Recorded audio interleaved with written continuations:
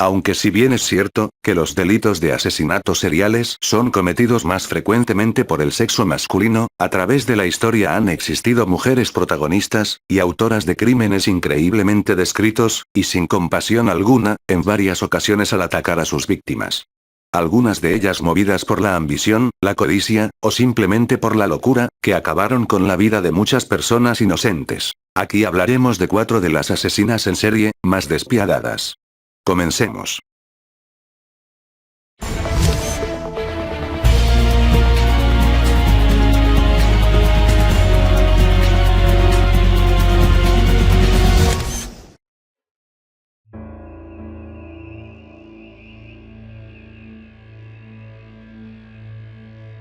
Esta mujer, desde 1988, asesinó a tiros al menos a 7 de sus clientes mientras ejercía la prostitución, torturando previamente a uno de ellos.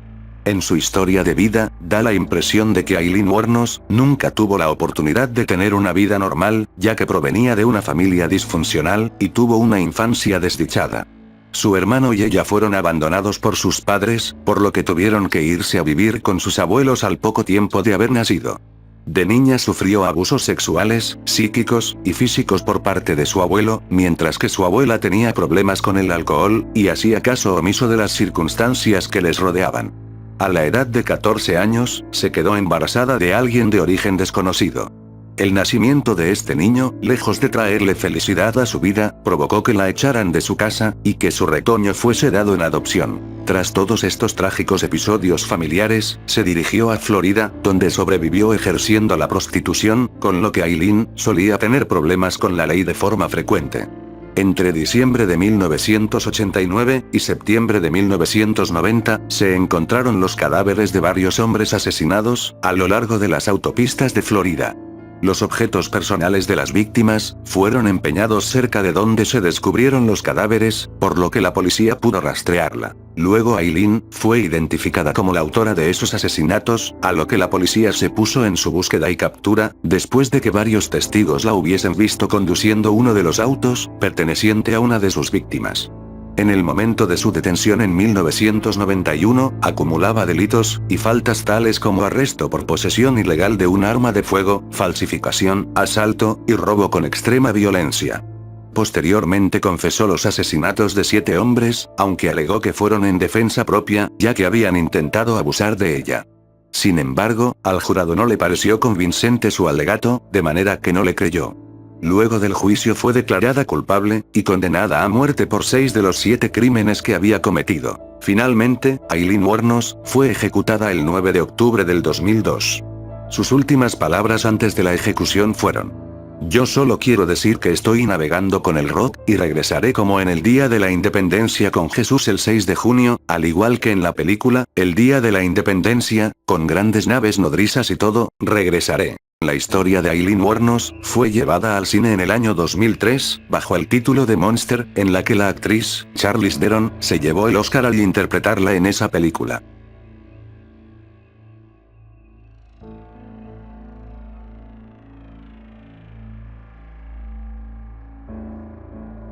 El 25 de octubre de 1994, a las 20 horas, Susan Smith, acompañada de sus 2 hijos, conduce su coche hasta el lago, lo detiene al borde de la cuesta, y echa el freno de mano. No se para a pensarlo ni un momento. Poco tiempo después, baja el freno de mano y salta del coche. Michael, de 3 años, y Alex, de 14 meses, están en el interior del Mazda, que se hunde poco a poco en las negras aguas del lago. A continuación, Susan camina tranquilamente, durante un largo rato por el camino del lago, llama a una puerta, y declara que un hombre, negro y despiadado, acaba de robarle su coche y sus hijos. Durante 9 días, llora ante la nación entera, que despliega en unión todas sus fuerzas televisivas, se conmueve y simpatiza con esta joven madre de 23 años visiblemente rota de dolor, y marcada para siempre por la tragedia. Susan implora que le devuelvan a sus hijos. Su marido, David, del que estaba divorciada, vuelve a su lado. Juntos responden a las preguntas de los periodistas, y ofrecen ruedas de prensa improvisadas, abrazados como novios. Los policías del sheriff de Union, con los refuerzos del FBI, la Policía Federal, buscan hasta el menor rastro y escudriñan el más pequeño indicio. Y, como es lógico, también interrogan a Susan varias veces. Al principio, no desconfían lo más mínimo de ella. Sin embargo, algunos recuerdan algunas cosas raras en su comportamiento. Por ejemplo, Susan que sonríe al verse por la noche en la tele, en una de sus múltiples apariciones televisivas. O en el momento en que ella se ríe a carcajadas cuando el sheriff de Union, Howard Wells, le pregunta si ha sufrido violencia sexual. Es precisamente Howard Wells, el que con una mentira le saca la verdad, su confesión. Las contradicciones se acumulan en las sucesivas versiones dadas por Susan del secuestro. El sheriff, un amigo de la familia, en esta ciudad de menos de 10.000 habitantes, en la que prácticamente se conoce todo el mundo, y en la que de forma literal, todos se espían mutuamente, le dice de manera sutil y solo para probar, que sabe que miente, y que esa tarde en la encrucijada que conduce al lago estaban 2 de sus hombres de servicio, para controlar los excesos de velocidad. Todo era mentira, pero Susan se hunde. Y el sheriff, una vez que obtiene su confesión, reza de corazón con Susan, en esta región de Carolina, en la que hay más iglesias bautistas que restaurantes, incluidos los fast foods. Tras estos 9 días de espera, de drama y de casi duelo nacional, comienza a conocerse el verdadero caso de Susan Smith. El asesinato de sus propios hijos por una madre tranquila, pero que termina por hacer explotar la olla a presión de los sórdidos secretos de una familia, y de una ciudad entera. Susan, interrogada, acaba por confesar el móvil de su doble crimen. Su amante acababa de enviarle una carta de ruptura, en la que este hombre, le especificaba claramente que no estaba dispuesto a asumir la responsabilidad de sus 2 hijos.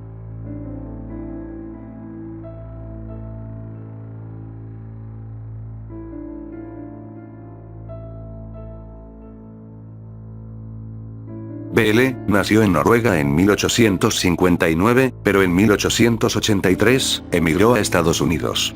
Al poco tiempo de estar viviendo allí se cambió de nombre, y se casó con Max Sorenson, adoptando 3 niños.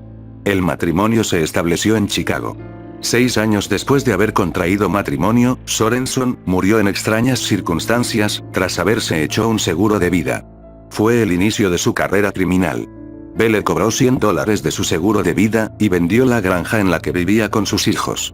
Con el dinero montó una pensión que, casualmente, se incendió, y de la que cobró el dinero del seguro. Lo mismo sucedió con la pastelería que abrió después, hasta que en 1902 decidió trasladarse a Indiana, donde se casó con Peter Guinness, el cual también fallecería en extrañas circunstancias solo un año después de haberse casado con él. Belle volvió a cobrar el dinero del seguro. Su hija adoptiva mayor también desapareció, asegurando que la había mandado a estudiar a Los Ángeles, pero nunca se supo más de ella. Inició entonces su negocio de atraer pretendientes, con los que no tenía ninguna intención de casarse, a los que despojaba de los bienes que llevaban consigo antes de asesinarlos. Belle era astuta, y muy precavida. Engatusaba a sus pretendientes, adinerados, y sin familia, a través de cartas en las que, a cada candidato, le aseguraba que era el hombre de su vida, y les instaba a vender sus propiedades, e ir a verla con el dinero para establecerse juntos. Después los envenenaba, los descuartizaba, y los enterraba en su propiedad. El primer error de Belle fue desvalijar y asesinar a Andrew, que tenía un hermano tenaz, y dispuesto a encontrar la verdad. Cuando Belle sentía que las miradas se posaban ante ella, decidió actuar. El 28 de abril de 1908, la casa de Belle se incendió. No pudo establecerse con seguridad si murió en el incendio, aunque se encontró un cadáver de mujer decapitado cerca de los cuerpos de sus hijos. Los vecinos del lugar aseguraron que no se trataba de Belle. Un amante de Belle, y empleado ocasional en la granja, fue declarado culpable del incendio. En la cárcel confesó que había sido cómplice de Belle, con quien cometió 42 asesinatos, y que ésta había huido con el dinero que había recaudado de todos sus pretendientes, suscitando la incertidumbre colectiva. Lo cierto es que nunca se pudo demostrar si Belle Guinness murió en ese incendio.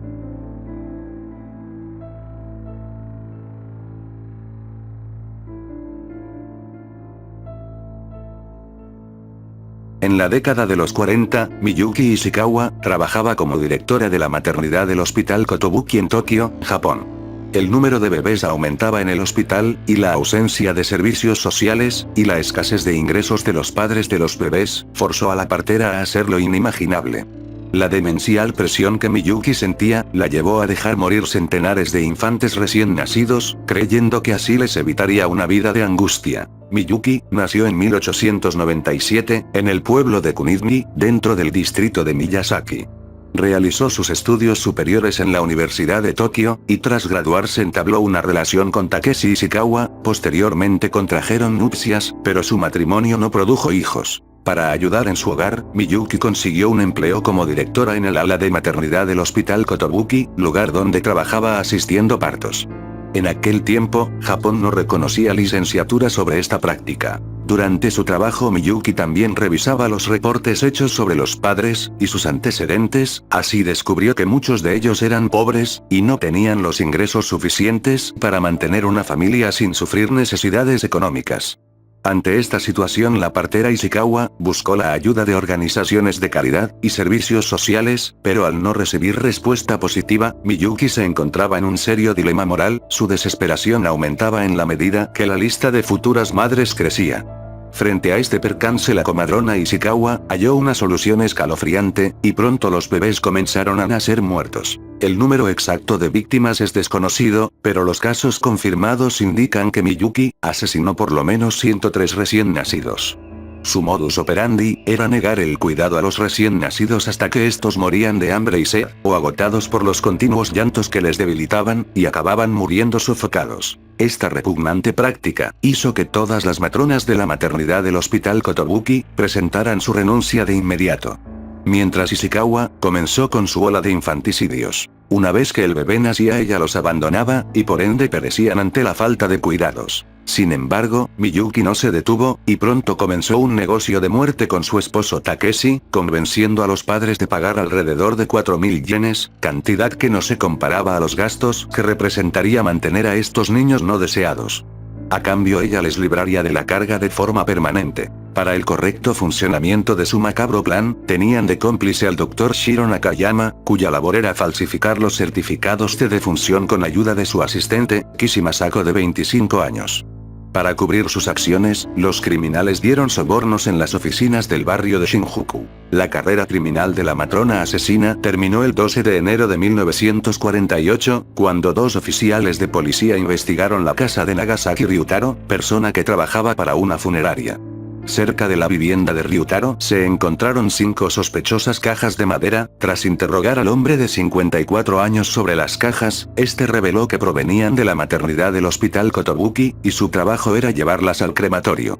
Los oficiales lo arrestaron. Una vez en la estación de policía, el hombre confesó que había hecho lo mismo con 30 cajas, y por cada bebé recibía la suma de 500 yenes. Tras realizar las autopsias en los infantes, descubrieron que no habían fallecido por causas naturales.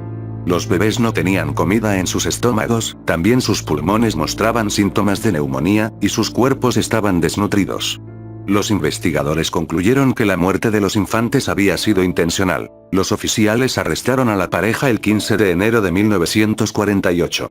Durante el interrogatorio, se descubrió que Miyuki no les daba de beber leche, lo cual irritaba a los infantes, y por su llanto constante morían sofocados, o por hambruna. Miyuki fue sentenciada a solo 8 años de prisión, mientras que sus cómplices recibieron 4 años de encarcelamiento por ayudar en los asesinatos. Un año más tarde, el 24 de junio de 1949, la ley de abortos por razones económicas fue legalizada bajo la supervisión de la Ley de Protección contra el Cuerpo de la Madre. Queda claro que las atrocidades cometidas por la matrona asesina trajeron un balance en el sistema de leyes y regulaciones japonesas. La sentencia de 8 años de cárcel reducida a 4 fue considerada ridícula, pues se estima que Miyuki dejó morir a entre 85 y 169 recién nacidos, aunque la cifra oficial es de 103, esto la convierte en la asesina en serie con mayor número de víctimas de Japón. Miyuki prácticamente quedó sin castigo, gracias al vacío legal que existía en Japón, que no consideraba el abandono de un recién nacido como asesinato, únicamente la muerte directa estaba penada.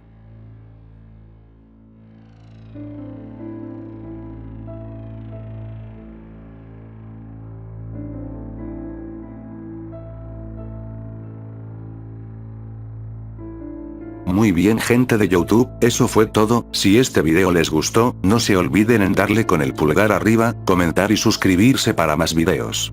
Como siempre en la descripción están los links de mis redes sociales, y de mi otro canal que es de historias de terror y leyendas urbanas para que lo visiten. Bueno amigos, se despide para ustedes Esteban Molech y hasta pronto.